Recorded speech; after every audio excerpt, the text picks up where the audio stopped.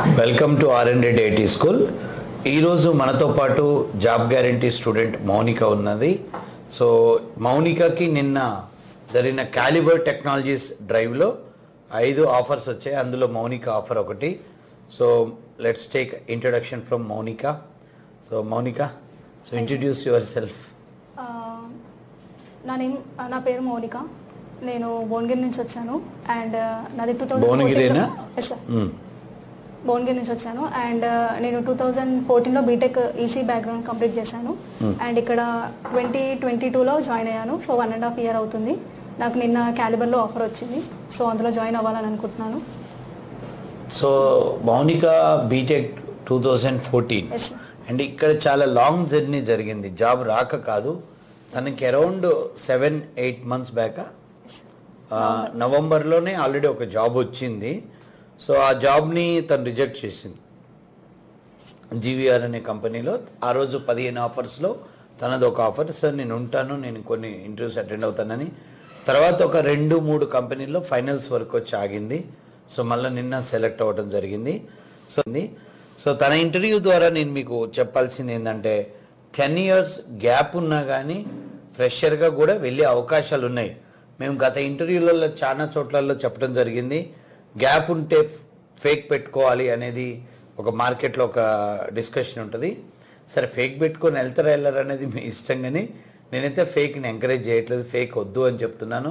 Gap ఉన్నా కానీ మనం మల్టిపుల్ కంపెనీస్లో అటెండ్ అవుతున్నప్పుడు, సో తనకే ఇప్పుడు ఇది ఆల్మోస్ట్ 3rd ఆఫర్.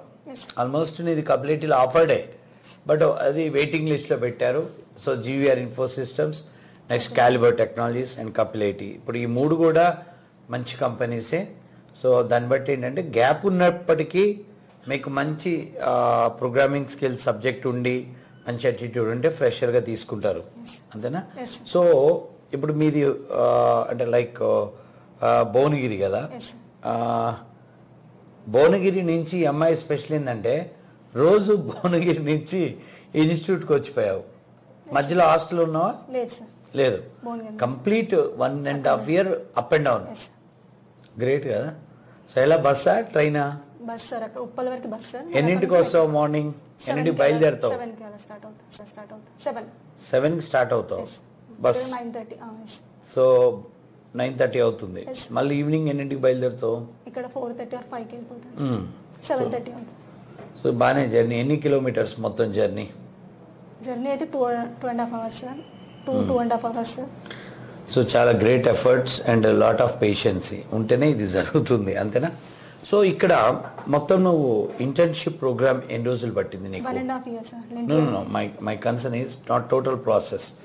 ఇంటర్వ్యూస్కి రాకముందు ఉన్న పార్ట్ని మనం ఇంటర్న్షిప్ అంటాం కదా, ఆ ఇంటర్న్షిప్కి ఎన్ని రోజులు తీసుకుంది? 8 months సార్. ఒక 7-8 months పట్టింది అక్కడ సబ్జెక్ట్ నేర్చుకున్నావు. తర్వాత ఇంటర్వ్యూస్. సో ఎన్ని ఇంటర్వ్యూస్ అటెండ్ అయినావు టోటల్గా? 20 సార్. 20. నీకు ఎన్నో ఇంటర్వ్యూలో ఫస్ట్ ఆఫర్ వచ్చింది? నాకు సెకండ్ ఇంటర్వ్యూలో ఆఫర్ వచ్చింది sir, GVR. Second interview. First interview ఏదప్పుడు? Selexis interview. అది యాక్చువల్గా ఆ ఇంటర్వ్యూని కన్సిడర్ చేయడం కూడా వేస్ట్. ఆ రోజు ఎవరిని సెలెక్ట్ చేయలేదు, ఎవరు అవ్వలేదు. సో సెకండ్ ఇంటర్వ్యూలో ఆఫర్ వచ్చింది జేనెట్ సార్.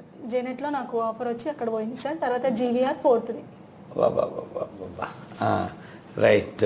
సరే, it's okay, that is your personal. Why you have skipped offers అవన్నీ మనం మాట్లాడేది. ఆల్సో ఏమైనా పెట్టి ఇచ్చారా?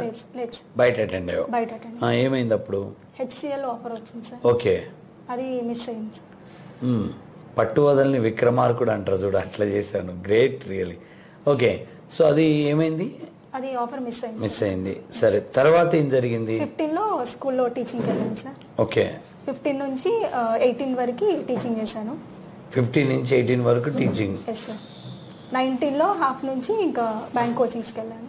బ్యాంక్ కోచింగ్ నేనే ఓన్గా నేర్చుకున్నాను. Okay okay. సో ఒక 2 అటెంప్ట్ చేశాను సార్ బ్యాంకింగ్ పైన. దాని తర్వాత 22లో ఇక్కడికి వచ్చి జాయిన్ అయ్యాను. సో బ్యాంక్ కోచింగ్ ఎన్ని రోజులు పట్టింది నీకు? కోచింగ్ అని ఏం తీసుకోలేదు సార్, నేనే ఓన్గా నేర్చుకున్నాను యూట్యూబ్లో చూసి అట్లా. అది స్కూల్ టీచర్గా చేస్తూనే? లేదు సార్, ఆపేసాను.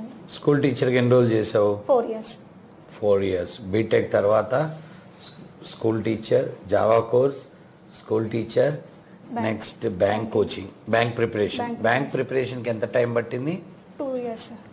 2 years. సో ఎన్ని ఎగ్జామ్స్ రాసి ఉంటావు? బ్యాంక్ attempt చేశాను సార్. 2 attempts. ఏమన్నా అయినాయా? ఇయర్లీ వన్స్ ప్రిలిమ్స్ వచ్చింది సార్, మెయిన్స్లో కూడా. ఓకే. తర్వాత బ్యాంక్ కోచింగ్, బ్యాంక్ ట్రయల్స్, తర్వాత దాని తర్వాత యూట్యూబ్లో మీ వీడియో చూసాను సార్. అంటే ఓకే, ఈ పీరియడ్ అంతా దానికి అయిపోయింది. ఆ తర్వాత యూట్యూబ్లో వీడియో చూసి అక్కడ నుంచి ఇక్కడికి వచ్చావు. ఓకే, రియల్గా లాంగ్ జర్నీ. అంటే వదలనే ఎక్కడ జావా టు .NET, 14లో జావా, 24లో .NET, ఫైనల్గా జాబ్. సో అంటే ఎక్కడ ఎందుకని అంటే వదలకపోవటం బాగా గ్రేటే. గివ్ అప్ ఇవ్వలే ఎక్కడ, ఎందుకు అంత పట్టుదల? రీజన్? స్టార్టింగ్ నాకు సాఫ్ట్వేర్ లో జాయిన్ అవ్వాలని ఇంట్రెస్ట్ సార్, 14లోనే. సో ఎలాగైనా అక్కడికి రీచ్ అవ్వాలి అని అనుకున్నాను, సాఫ్ట్వేర్ కంపెనీస్ కి. 10 నెలలు ప్రిపేర్ అవటానికే జనాలు చాలా కష్టపడుతున్నా ఈ రోజుల్లో నువ్వు 10 సంవత్సరాలు జాబ్ అచీవ్మెంట్కి వచ్చావంటే, జాబ్ కోసం ట్రై చేసినట్టు రియల్గా ఇట్స్ గ్రేట్. చాలామంది ఈ వీడియో చూసినప్పుడు కొంతన్నా ఇన్స్పైర్ అవుతారని నేను ఎక్స్పెక్ట్ చేస్తున్నాను. సో ఎక్కడ జనాలు ఫెయిల్ అవుతున్నారంటే నేను చెప్తాను, అమీర్పేటకి క్లాసెస్కి వస్తున్నారు. వచ్చినప్పుడు వాళ్ళు జాయిన్ అవుతున్న కోర్సు ఫస్ట్ అందులో జాబులు ఉన్నాయా లేవో చూసుకోండి.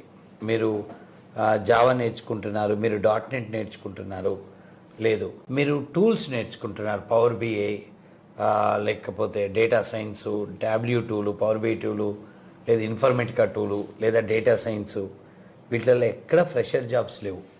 చాలామంది తెలియకుండా అమీర్పేట కోచింగ్ సెంటర్స్కి వచ్చినప్పుడు అక్కడ డిస్ప్లే చేస్తున్న ఫ్లెక్సీలు చూసి డేటా సైన్స్ అని, శాప్ అని, ఇన్ఫర్మేటికా అని, and Tableau reporting tool, power BI reporting tool, లేకపోతే రకరకాల కోర్సులో జాయిన్ అవుతున్నారు పాప. AWS, DevOps నేర్చుకొని తర్వాత వాళ్ళు ఫ్రెషర్గా జాబ్ ట్రై చేస్తున్నారు.